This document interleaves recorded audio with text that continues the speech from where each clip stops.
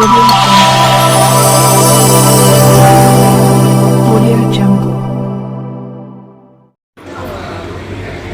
రాయుడు పొలంనేరు నందు కోనేటి రాయుడు దేవస్థానం తిరుమల తర్వాత గొప్పగా చెప్పుకోబడిన కీలపట్ల దేవస్థానం ఉన్నది. గత కొన్ని ఏళ్లుగా ఎంతోమంది భక్తులు దేవుడు మొక్కబడి తలనీళ్ళు సమర్పిస్తున్నారు. కానీ ఇక్కడ కళ్యాణ కట్టలు చాలా ఇబ్బందులు పడుతూ రోడ్లలో చెట్ల కింద తలనీళ్ళు సమర్పించడం భక్తుల మనోభావాలు దెబ్బతీస్తున్నాయి.